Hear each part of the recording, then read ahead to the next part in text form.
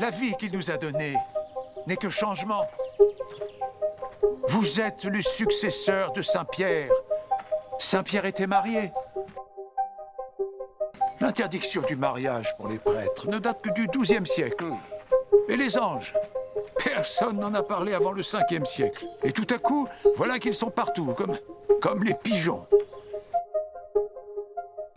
Rien n'est figé dans la nature, ni même dans l'univers, sans parler de Dieu. Dieu ne change pas.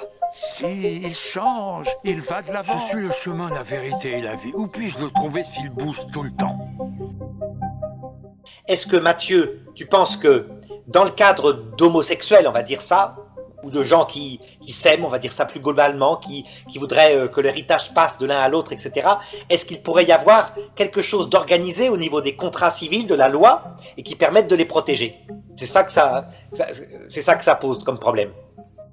Non, parce que l'héritage se fait dans le cadre de la famille, et les couples homosexuels ne sont pas des familles par définition, et c'est une position qui est donc illégitime. Eh bien, il dit, ces personnes-là ne doivent pas être expulsées, et quand ils arrivent à s'épanouir, par exemple, même en suivant ce que demande l'Église, dans une amitié réciproque, sans passer à la sexualité, est-ce que tu penses que dans ces cas-là, une amitié très solide, par exemple, on a vu des artisans, moi j'ai connu un couple homosexuel qui était des amis, quoi, finalement, devenus des amis de bouchers à Paris, et qui vieillissaient ensemble, qui étaient ensemble depuis 30 ans. Est-ce que tu penses qu'il pourrait y avoir une sorte de contrat d'union, pas d'union, mais disons civil, qui permette que l'un hérite de l'autre? Non, parce que l'héritage se fait dans le cadre de la famille, et les couples homosexuels ne sont pas des familles par définition, et c'est une position qui est donc illégitime. Me dites pas que vous avez pas compris. Ah ben si, je vous le dis, j'ai pas compris. Et vous? Ah non, moi, vous savez, quand j'ai pas mes 4 heures de sommeil... Est-ce qu'il pourrait y avoir une volonté, parce qu'ils s'aiment beaucoup, que l'héritage passe à l'autre, puisqu'ils n'ont que eux deux comme famille? Est-ce que tu penses que le pape, ça pourrait être quelque chose, tu vois, une opinion personnelle, mais quelque chose qui se tienne? Non, parce que l'héritage se fait dans le cadre de la famille, et les couples homosexuels ne sont pas des familles par définition, et c'est une position qui est donc illégitime. Ouais. C'est moi qui raconte ou c'est vous? Allez-y, marchez, marchez. Oui, mais sauf que quand il n'y a pas de contrat, l'État prend 60%. Quand tu fais un contrat du style Pax, l'État prend 20%. Non, parce que l'héritage se fait dans la famille, et les couples homosexuels sont pas des familles par définition, et c'est une position qui est illégitime.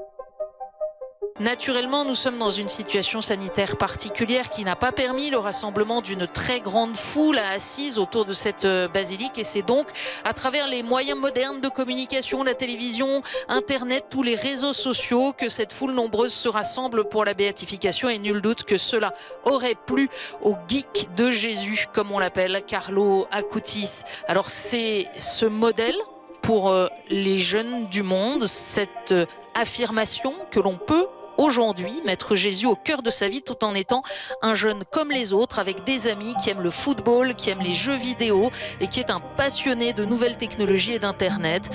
Nous allons nous préparer à entrer dans cette célébration où tant de siècles se rencontrent avec le même Christ au centre de la vie des uns et des autres, depuis le pauvre d'Assise, Saint François, jusqu'à Carlo Acutis, élevé cet après-midi à la gloire des autels.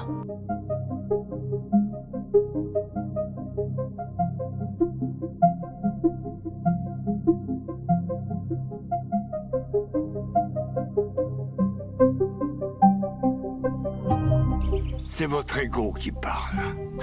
Vous croyez tout savoir. Je suis argentin. Vous savez comment un Argentin met fin à ses jours? Il grimpe tout en haut de son ego et il se jette dans le vide.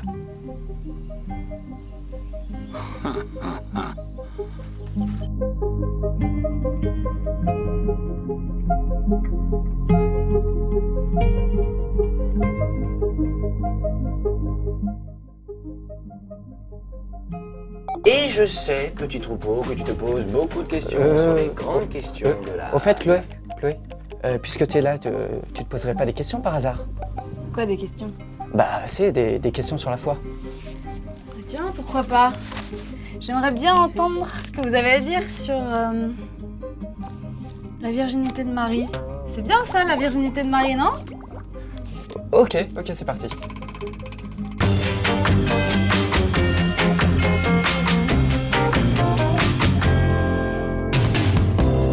suffit de regarder dans un bon calendrier pour se rendre compte que la fête de la nativité de la Vierge, ça veut dire son anniversaire dans un calendrier ancien, tombe un 8 septembre.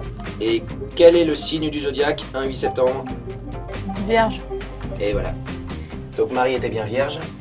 C'est d'ailleurs pour ça qu'on l'appelle la Vierge Marie. Oh, oh, oh, oh, ça va, oui? Ah ouais, non, je m'étais assoupi.